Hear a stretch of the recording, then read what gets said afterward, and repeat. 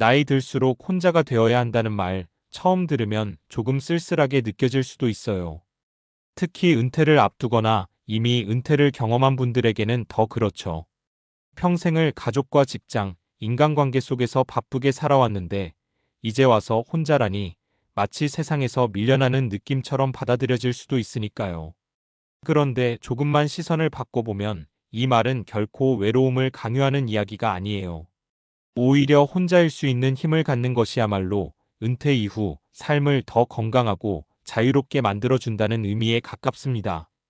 더 이상 역할에 끌려다니지 않고 타인의 기대에 맞추느라 자신을 소모하지 않고 진짜 나답게 살기 위한 선택이라는 거죠. 은퇴 이후 삶은 생각보다 길어요. 평균 수명이 길어진 지금은 20년, 길게는 30년 이상을 새로운 인생으로 살아가야 합니다. 그런데 이 시간을 누군가와 함께해야만 의미 있다고 생각하면 오히려 불안해집니다. 사람은 언제든 떠날 수 있고 관계는 언제든 변하니까요. 그래서 요즘은 관계의 밀도는 낮추고 자기 삶의 밀도는 높여라라는 말이 점점 더 공감을 얻고 있어요. 그럼 왜 나이가 들수록 혼자 있는 시간이 중요해지는 걸까요? 첫 번째 이유는 에너지의 총량이 달라지기 때문이에요. 젊을 때는 사람을 만나고 일하고 새로운 관계를 만드는데 많은 에너지를 써도 금방 회복이 됩니다. 하지만 나이가 들수록 체력뿐 아니라 감정 에너지 역시 줄어들어요. 괜히 만나서 피곤해지는 관계, 의미 없는 대화, 억지로 맞춰야 하는 자리들은 점점 부담이 됩니다. 이때 필요한 게 선택적 관계예요. 꼭 필요한 사람만 만나고 나머지 시간은 혼자 충전하는 거죠.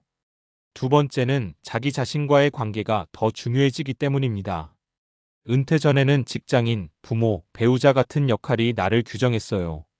그런데 은퇴를 하고 나면 그 역할이 많이 사라집니다.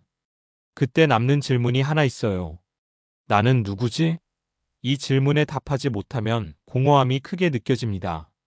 반대로 혼자 있는 시간을 통해 자신을 이해하고 좋아하는 것과 싫어하는 것을 분명히 알게 되면 삶의 방향이 훨씬 또렷해집니다. 세 번째는 진짜 관계만 남기 위해서입니다. 혼자 있는 시간을 두려워하지 않게 되면 사람을 만나는 기준이 달라져요. 외로워서 아무나 붙잡는 게 아니라 정말 함께 있고 싶은 사람만 만나게 됩니다. 그러다 보면 관계의 수는 줄어들지만 깊이는 훨씬 깊어집니다. 이걸 좀 더 현실적으로 느낄 수 있도록 사례를 들어볼게요. 첫 번째 사례는 62세에 은퇴한 김 씨 이야기예요. 김 씨는 은퇴 후 처음 몇 달 동안 매일 약속을 잡았어요. 친구, 동료, 동호회까지 하루도 빠짐없이 사람을 만났죠. 그런데 어느 순간 너무 지치더래요. 몸도 힘들고 대화도 반복되고 무엇보다 이게 정말 내가 원하는 시간인가? 라는 의문이 들었다고 합니다. 그래서 일주일 중 절반은 일부러 아무 약속도 잡지 않기 시작했어요. 그 시간에 책을 읽고 산책을 하고 혼자 카페에 앉아 있는 시간을 가졌죠. 그랬더니 오히려 사람을 만나는 날이 더 즐거워졌다고 합니다. 혼자의 시간이 회복이 된 거죠. 두 번째는 58세 박 씨 사례입니다. 박 씨는 평생 가족 중심으로 살았어요. 자녀 교육, 남편 뒷바라지, 시댁까지 챙기느라 자신만의 시간이 거의 없었죠. 그런데 자녀가 독립하고 나니 갑자기 시간이 생겼어요. 처음에는 너무 허전해서 TV만 보며 시간을 보냈다고 합니다. 그러다 우연히 혼자 여행을 가게 됐어요. 처음엔 불안했지만 혼자 계획하고 혼자 밥을 먹고 혼자 풍경을 바라보는 시간이 생각보다 좋았다고 해요. 그 이후로는 혼자 있는 게 외로운 게 아니라 나를 채우는 시간이라고 생각이 바뀌었습니다. 세 번째는 70세 이 씨 이야기입니다. 이 씨는 은퇴 후에도 사람들과 어울리는 걸 중요하게 생각해서 경로당과 각종 모임에 빠지지 않았어요. 그런데 어느 날 크게 다툼이 있었고 그 일을 계기로 인간관계에 회의를 느끼게 됩니다. 한동안 사람을 피하며 혼자 지내게 됐는데 그 과정에서 그림을 그리기 시작했어요. 처음엔 심심풀이였는데 점점 몰입하게 되었고 지금은 작은 전시회까지 열 정도로 발전했습니다. 이 씨는 말합니다. 사람이 다 떠난 줄 알았는데 알고 보니 나 자신이 남아있더라고요.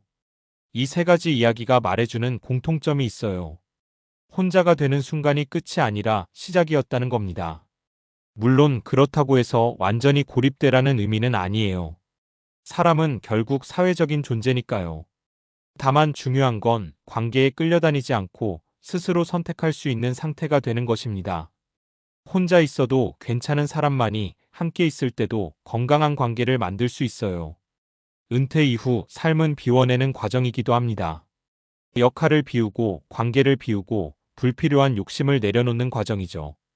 그 자리에 남는 것이 바로 나입니다. 그리고 그 나를 잘 돌보고 이해하는 것이 결국 가장 중요한 준비입니다. 그래서 나이 들수록 혼자가 되어야 한다는 말은 사실 이런 뜻이에요. 누군가 없이도 괜찮은 사람이 되어라. 그래야 누구와 함께 있어도 더 자유롭다. 이건 쓸쓸한 이야기가 아니라 오히려 굉장히 힘있는 이야기입니다.